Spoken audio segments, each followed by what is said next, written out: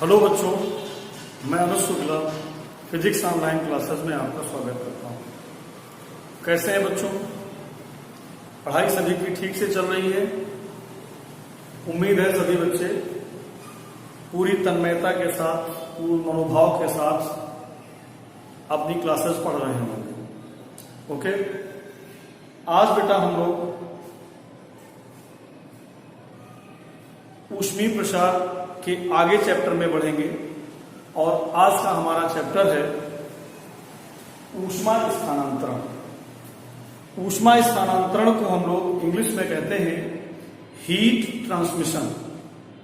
Heat transmission, इसका बेटा आज लेक्चर नंबर 1 है हमारे सामने और आज हम लोग हीट ट्रांसमिशन चैप्टर स्टडी करेंगे। ऊष्मा स्थानांतरण का मतलब क्या होता है?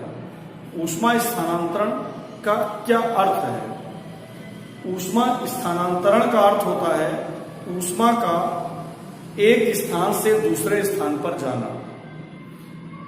ऊष्मा स्थानांतरण का मतलब होता है ऊष्मा का एक स्थान से दूसरे स्थान पर जाना ही ऊष्मा स्थानांतरण कहलाता है, हीट ट्रांसमिशन कहलाता है। ओके, अब ऊष्मा स्थानांतरण 3 विधियों से होता है, यानी ऊष्मा एक स्थान से दूसरे स्थान पर 3 विधियों से जाती है, राइट? तो how many types of heat transmission? They are 3 types. ऊष्मा स्थानांतरण 3 विधियों से होता है। तो ये हो गया बेटा हमारा ऊष्मा स्थानांतरण, और ऊष्मा स्थानांतरण 3 विधियों से होता है। सबसे पहली विधि है चालन, दूसरी विधि है संवहन और तीसरी विधि है विकिरण, राइट? ऊष्मा का स्थानांतरण 3 विधियों से होता है। पहला है हमारा चालन, दूसरा है हमारा संवहन और तीसरा है विकिरण। चालन को हम लोग इंग्लिश में कहते हैं कंडक्शन, संवहन को इंग्लिश में बोलते हैं कन्वेंशन और विकिरण को इंग्लिश में बोलते हैं रेडिएशन। यानी ऊष्मा 3 विधियों से एक स्थान से दूसरे स्थान पर ट्रांसमिट होती है। तो अब हम इस चैप्टर के 3 पार्ट कर देते हैं, 3 हिस्से कर देते हैं। The first part of this chapter to be conduction, इसको हम चालन कहते हैं। The second part of heat transmission, convention, and third part of heat transmission, radiation. यानी ऊष्मा का स्थानांतरण 3 विधियों से हो सकता है। तो इस चैप्टर को भी हम 3 भागों में बांट देते हैं, चालन, संवहन और विकिरण, राइट?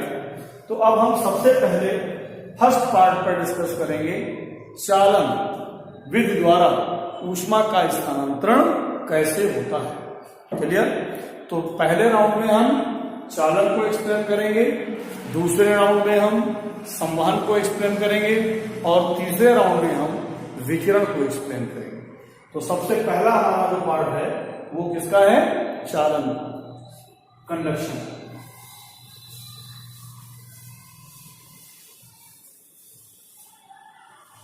ठीक है भाई? तो अब हम देखेंगे चालन विधि द्वारा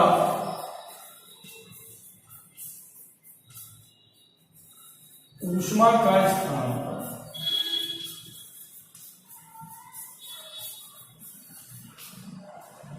चालन विधि द्वारा ऊष्मा का स्थानांतरण, राइट? हेडिंग डालिए।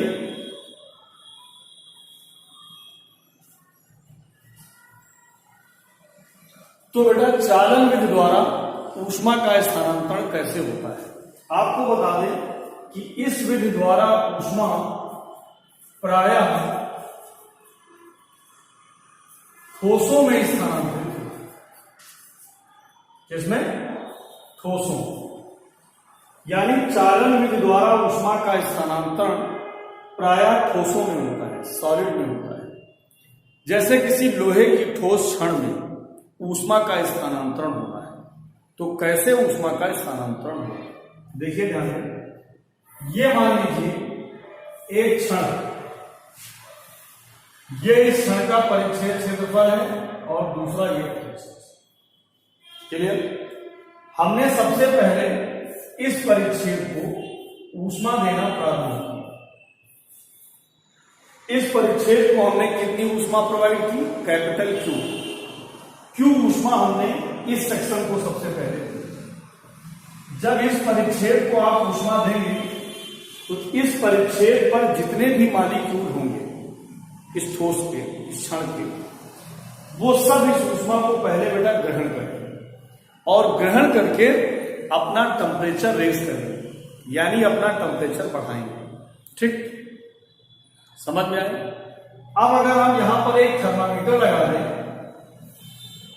यहां पर एक थर्मामीटर लगा दिया जाए और ये थर्मामीटर इस बात को रीड करेगा, पढ़ेगा कि इस पृष्ठ का टेम्परेचर कितना हो गया है, तो इस पृष्ठ पर के सभी मॉलिक्यूल जब तक सेम टेम्परेचर पर नहीं आ जाएंगे, समान ताप पर नहीं आ जाएंगे, तब तक ये पृष्ठ हीट को एडॉप्ट करता रहेगा, ऊष्मा को अवशोषित करता रहेगा। जब इस पृष्ठ के सारे मॉलिक्यूल सेम टेम्परेचर पर आ जाएंगे, इक्वल टेम्परेचर पर आ जाएंगे, तब ये पृष्ठ ऊष्मा को ग्रहण करना बंद कर देगा, फिर ये ऊष्मा को एडॉप्ट नहीं करेगा। राइट? लेकिन हम तो इसको ऊष्मा दे रहे हैं, तो फिर ये ऊष्मा कहां जाएगी? तो ये परिच्छेद क्या करेगा?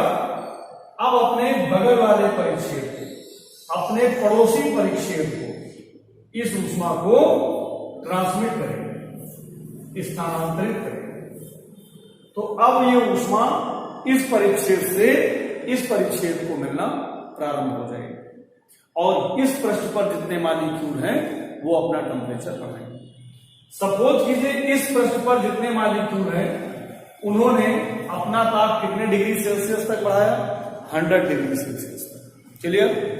अब इसके बाद इस पृष्ठ पर जितने मॉलिक्यूल हैं, अगर हम यहां पर एक थर्मामीटर लगा दें, ये थर्मामीटर लगा दिया जाए, तो ये कितना पड़ रहा है? 90 डिग्री सेल्सियस। इसका क्या मतलब हुआ? इसका मतलब हुआ कि जो इस पृष्ठ पर जितने सारे मॉलिक्यूल हैं, इस पृष्ठ पर जितने भी मॉलिक्यूल्स हैं, वो सभी मॉलिक्यूल्स अपना टेम्परेचर 90 डिग्री सेल्सियस तक बढ़ाते हैं। तो प्रश्न उठता है कि जो ऊष्मा इसको मिली थी, तो इसका जितना ताप था, इसका ताप इतना क्यों नहीं?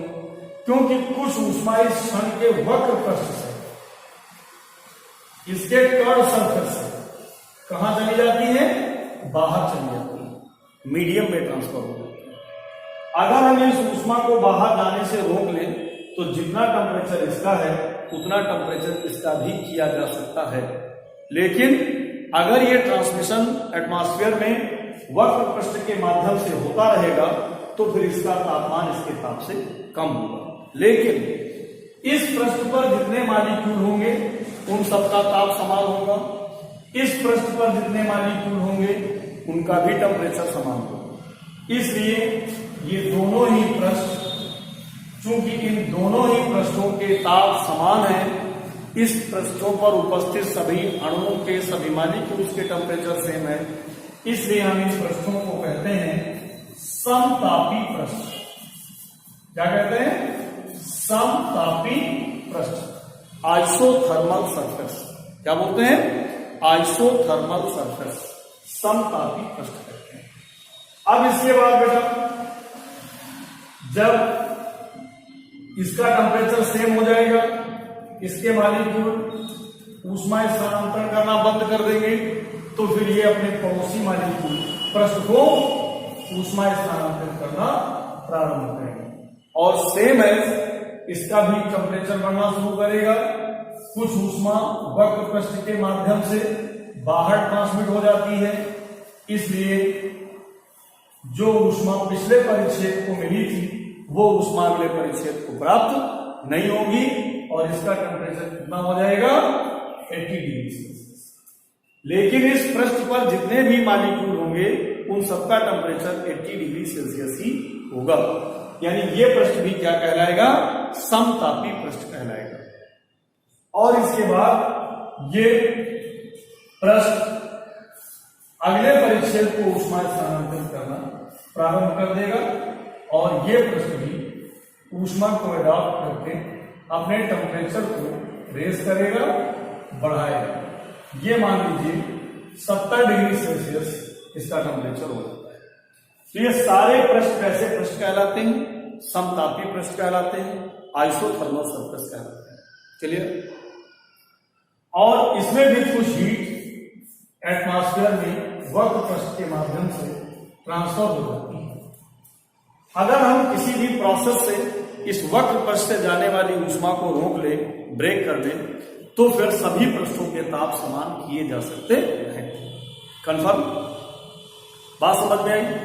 तो अब देखो बेटा, इस सिरे को मैंने ऊष्मा देना स्टार्ट किया और धीरे धीरे ये सिरा भी गर्म हो गया, जबकि पृष्ठ का कोई भी मॉलिक्यूल अपना स्थान नहीं छोड़ता है। पृष्ठ का कोई भी मॉलिक्यूल अपने स्थान से नहीं हटता है, केवल वो ऊष्मा एडॉप्ट करता है, अपना तापमान बढ़ाता है और अपना तापमान बढ़ाने के बाद वो ऊष्मा बगल वाले परिच्छेद को स्थानांतरित कर देता है। क्लियर? तो जो चालन विधि द्वारा ऊष्मा का स्थानांतरण होता है, इसमें खास बात क्या है? इसकी सबसे खास बात यह है कि इसमें पदार्थ का कोई भी मॉलिक्यूल अपना स्थान नहीं छोड़ता है, केवल ऊष्मा को ट्रांसमिट करता है, स्थानांतरित करता है one place to another place. तो ऊष्मा स्थानांतरण कैसे होता है ठोसों में, ये सबको समझ में आया? बोलो भाई। अब जैसे आप कॉमन लाइफ में इस प्रकार से ऊष्मा का स्थानांतरण कहां देखते हैं? जैसे आपने देखा होगा कोई लोहार जो किसी लोहे की छड़ को गर्म करता है, ठीक? तो वो छड़ के एक सिरे को भट्ठी में लगा देता है, वह सिरा ऊष्मा को एडॉप्ट करता है और धीरे धीरे वह सिरा अन्य परिच्छेदों को ऊष्मा स्थानांतरित करता है और छड़ का दूसरा किनारा भी गर्म हो जाता है। इसीलिए लोहार जब दूसरे सिरे को पकड़ता है तो किसी प्लास से उसको मजबूती से पकड़ता है, क्योंकि वो जानता है कि दूसरा सिरा भी गर्म हो चुका है। बात समझ में आ गई? तो इस प्रकार से दैनिक जीवन में ऊष्मा स्थानांतरण ठोसों में किस प्रकार से होता है आप सभी ने देखा। तो बेटा इस प्रकार से ऊष्मा का स्थानांतरण ठोसों में किया जाता है। राइट? नोट कीजिए इसको।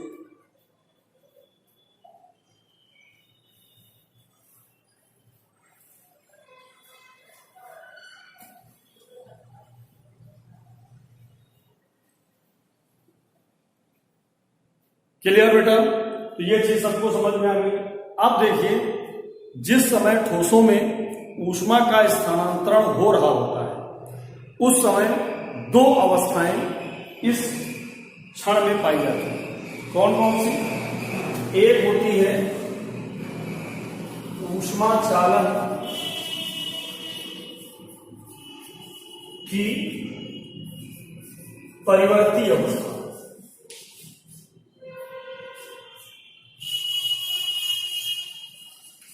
Variable state of heat conduction. ऊष्मा चालन की परिवर्ती अवस्था क्या होती है? देखो बेटा, जब इसको ऊष्मा स्थानांतरित की जा रही थी तो आप देख रहे थे कि समय के साथ इसके हर परिच्छेद का टेम्परेचर बदल रहा था, चेंज हो रहा था। इसका पहले 0 से 100 तक हुआ होगा, फिर इसका 0 से 90 तक हुआ होगा, इसका 80 तक हुआ होगा, इसका 70 तक हुआ। तो यदि किसी ठोस में ऊष्मा का स्थानांतरण इस प्रकार हो रहा है कि उस ठोस के प्रत्येक परिच्छेद का ताप समय के साथ बदल रहा है, चेंज हो रहा है, तो यह अवस्था ऊष्मा चालन की परिवर्ती अवस्था कहलाती है, वेरिएबल स्टेट कहलाती है। कंफर्म? अब इसके बाद देखिए, पहले तो वेरिएबल स्टेट पाई जाती है, धीरे धीरे इस क्षण के प्रत्येक परिच्छेद का ताप समान हो जाता है। जैसे पहले इस परिच्छेद का ताप 0 to 100 हुआ हो, लेकिन जब इसका 100 टेम्परेचर हो गया, इसके बाद इसने ऊष्मा का स्थानांतरण, ऊष्मा का अवशोषण करना बंद कर दिया। ऊष्मा को एडॉप्ट करना बंद कर देता है। तो किसी भी ठोस में जब ऊष्मा का स्थानांतरण हो रहा हो तो उसकी वह अवस्था जब उसका प्रत्येक परिच्छेद ऊष्मा को ग्रहण करना बंद कर दे, बल्कि प्राप्त ऊष्मा को अगले परिच्छेद को ट्रांसमिट करना शुरू कर दो, तो ऊष्मा चालन की वह अवस्था जब क्षण का प्रत्येक परिच्छेद स्वयं ऊष्मा को ग्रहण न करके प्राप्त ऊष्मा को अगले परिच्छेद को ट्रांसफर कर दे, अगले परिच्छेद को स्थानांतरित कर दे, वह अवस्था उसकी स्थायी अवस्था कहलाती है, स्टेबल स्टेट कहलाती है। तो दूसरी हमारी ऊष्मा चालन की स्थायी अवस्था,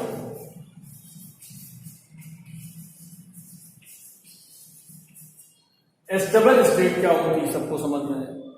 तो ऊष्मा चालन की बेटा दो अवस्थाएं होती हैं, एक स्थायी अवस्था होती है और एक परिवर्ती अवस्था होती है। परिवर्ती अवस्था क्या है सबको समझ में आ गया, और स्थायी अवस्था क्या है सबको समझ में आ गया।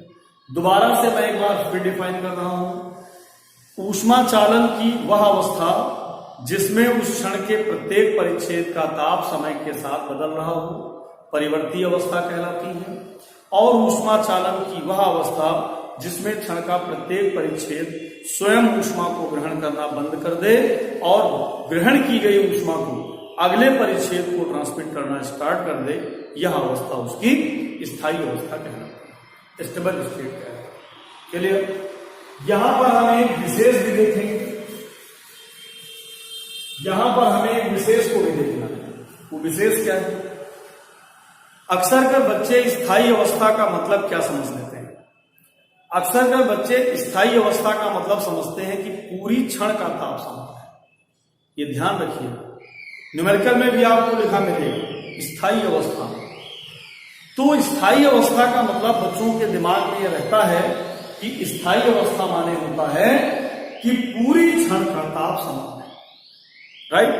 लेकिन ऐसा नहीं होता है।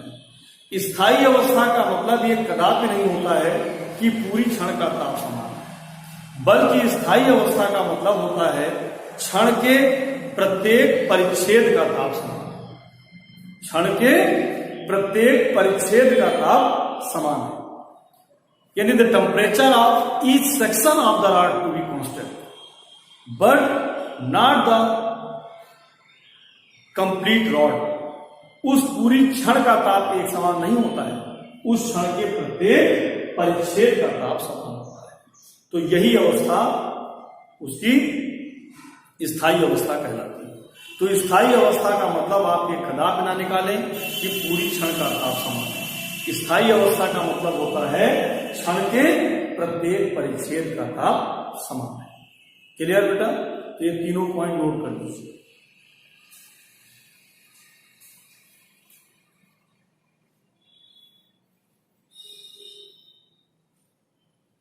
समझ आ गया बेटा सबको? तो ऊष्मा, आज मैंने आपको इस चैप्टर में बताया कि ऊष्मा स्थानांतरण कितने विधियों से किया जा सकता है।